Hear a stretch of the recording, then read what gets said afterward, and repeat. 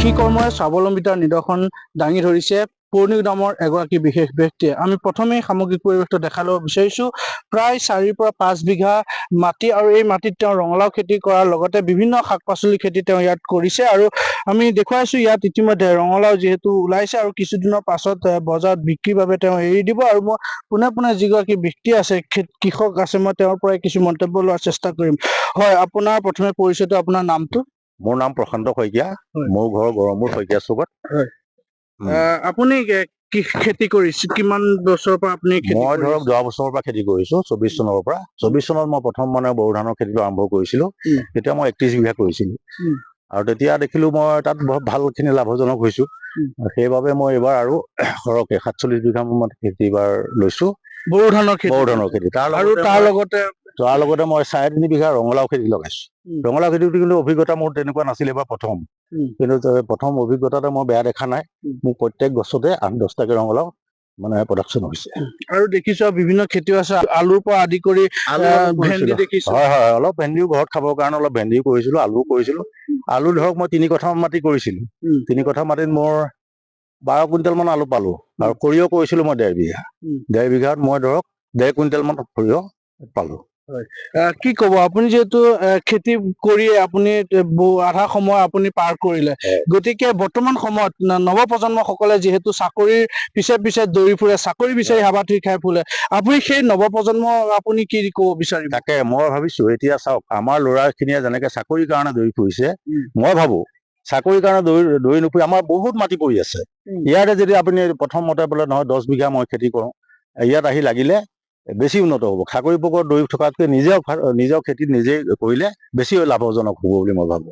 সেইকাৰণে মই সকলো যুৱককে নিবনুৱা যুৱকক মই অনুৰোধ কৰিছো, তেওঁলোকে আহি পেলাই তেনেকে প্ৰত্যেকে 10-5 বিঘা খেতি কৰিলে মই ভাবো যে উপকৃত হ'ব।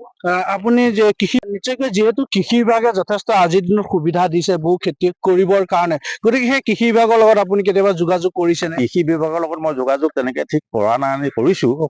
যোৱা বছৰতো মোক যিখিনি আলু তেখেতসকলে দিছে, আমাৰ যিটো এগ্ৰিকালচাৰ বিভাগৰ পৰা মোক আলু কঠীয়াটো তেওঁলোকে দিছিলে, বীজটো। আৰু ধৰক বাকী সাৰ চাৰ তেওঁলোকে দিব বুলি কৈছিলে, কিন্তু মোক আজিলৈকে নিদিলে। কিন্তু মোক বীজখিনি দিছিলে, আলুৰ বীজখিনি দিছিলে। বাকী অন্য তেনেকুৱা ধৰক আজিলৈকে দিয়া নাই। দেখিছো আপোনাৰ যিহেতু যি ৰঙালাও খেতি ইতিমধ্যে গোট ওলাইছে আৰু হয়তো কিছুদিনৰ পাছতে আপুনি বজাৰত বিক্ৰীৰ বাবে উলিয়াই দিব। গতিকে এই ৰঙালাও খেতিৰ পৰা আপুনি কেনেকুৱা আশা কৰিছে বা?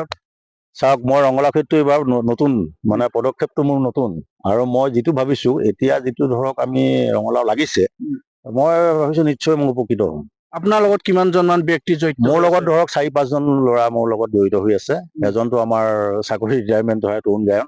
তেখেতসকলেও মোৰ লগত যোগাযোগ কৰিছে, তেখেতসকলেও কৰিছে। মোৰো লাগক, ময়ে দিছো মাটি, যোগাৰ কৰি দিছো, তেখেতে এইবাৰ কৰিছে।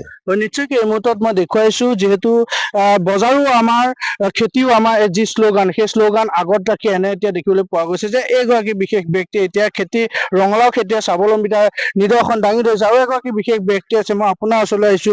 জানিব পৰা মতে আপুনি হয়তো চাকৰি কৰিছিলে আৰু এতিয়া চাকৰিৰ পৰা অৱসৰ লৈ আপুনি ইতিমধ্যে খেতিত জড়িত হৈ আছে। মই এবাৰ ধান খেতিও কৰিলো, আকৌ সৰিয়হ কৰিলো, 1.5 কুইণ্টেল মান মই পালো। আকৌ অলপমান কালা দাইলৰ খেতিও কৰিছো, সেইখিনি পালো প্ৰায় 25-30 কিলো মান। আলুও কৰিছিলো। তেনেকে আমি বিভিন্ন ধৰণৰ খেতি কৰিছে। নৱপ্ৰজন্মলৈ কি আহ্বান জনাব? নৱপ্ৰজন্মক আমি আহ্বান জনাইছো যে আমাৰ লগতো তোমালোক আহা, আৰু আমি একেলগে সমিলমিলেৰে কাম কৰিলে আমাৰ নিজৰ খিনিও হ'ব আৰু লোকৰো উপকাৰ হ'ব।